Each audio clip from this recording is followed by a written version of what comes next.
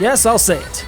I played a game called FENCER F. Might just be the most JRPG title for a video game this side of Art and Elko Koga, also published by Nippon-Ichi. Are we noticing a trend here?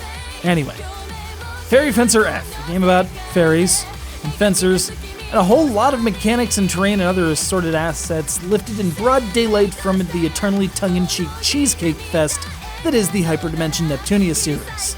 But then again, Bravely Default spun off from Final Fantasy and was fine, Secret of Evermore spun off from Secret of Mana and was fine, Persona spun off from the Shin Megami Tensei mainline and was fine. Alright, let's at least give it a shot. Let's fence some fairies. It's that obvious, huh?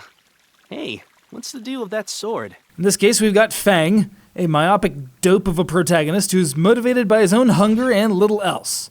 When he manages to pull a magic sword from a stone all Arthurian style, a cute girl pops out of the sword, and he couldn't give a rat's bum about it all. He just wants food, so he burgles some bread, ends up in jail. The cute sword spirit fairy girl busts him out and tells him he needs to find magic swords. Shortly thereafter, he runs upon another cute girl, who poisons him, and then eventually befriends him and tells him that the reason they're collecting swords is to free the goddess that fought a dark demon, leaving them both pin-cushioned with these blades. Feel free to take a bathroom break, because it only gets stranger from here.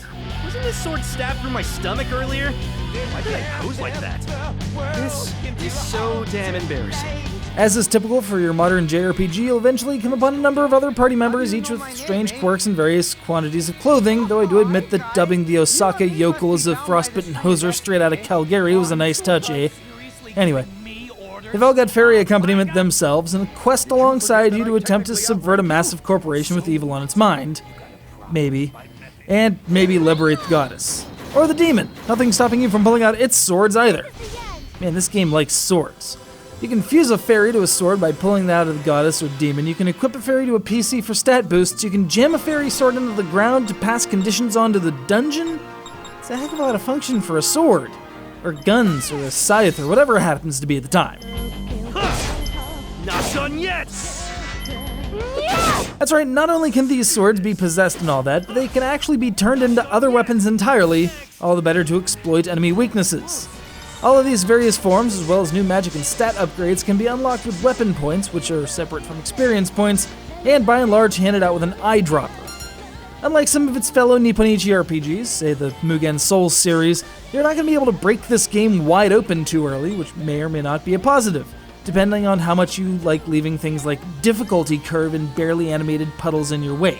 Nope, you're going to be slogging through this one, utilizing every power at your disposal, including the super flashy Fair Eyes technique to merge with your fairy for bonus stats, just to get from point A to point B, which will look really familiar because they really like recycling terrain.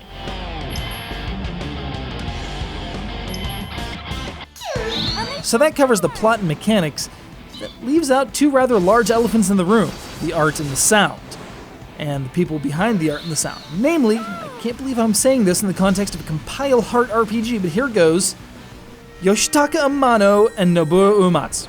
That's right, 67% of the reason Final Fantasy VI was so damn beloved are right here. I mean, I kind of get that vibe from some of the music and some of the art, especially the oft-mentioned Demon and Goddess, which are about as Amano as it gets.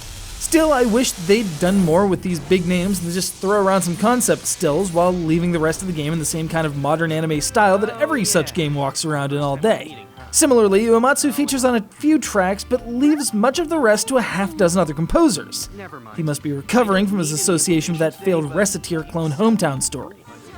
Were these just big-name acquisitions used to legitimize what would otherwise be passed over as another piece of fan service-loaded schlock? I don't think so. While the Neptunia games were more about poking fun at the back end of gaming, FENCER F wants first and foremost to be an engaging and complex game.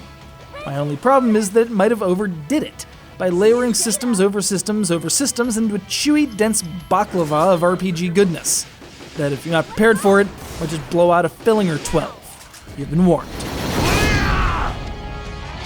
Next! You should have backed down!